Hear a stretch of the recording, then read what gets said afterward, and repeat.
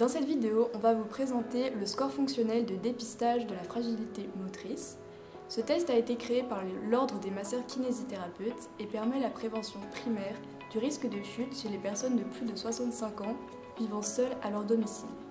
Ce test consiste en un questionnaire en 3 parties. La première partie concerne l'identité de la personne. Ensuite, on réalise un entretien de 5 questions focalisées sur le risque de chute et l'état de la personne. La troisième et dernière partie consiste en la réalisation de 7 tests cliniques, dont le Timed Up and Go et l'appui unipodal sur le membre inférieur de son choix.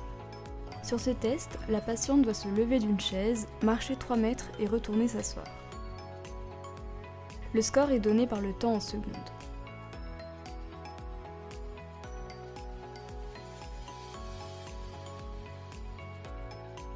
Test 2, la patiente doit tenir le plus longtemps possible sur un seul appui. Le score est donné en secondes.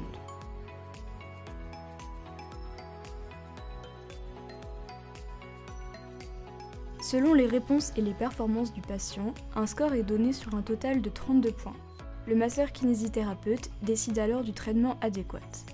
Un score de 0 à 6 points signifie une fragilité motrice faible.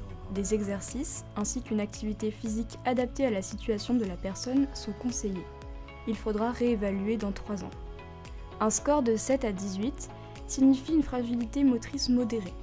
Le kinésithérapeute axera la rééducation du patient sur l'équilibre, la coordination et l'apprentissage de l'utilisation d'aides techniques. Il orientera le patient vers son médecin traitant ou son gériatre s'il existe des troubles associés, visuels, nutritionnels, auditifs, cognitifs.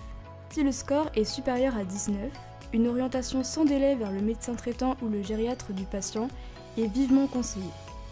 Ce test nécessite 30 à 45 minutes et un exemplaire est remis au patient et au médecin traitant pour la prise en charge.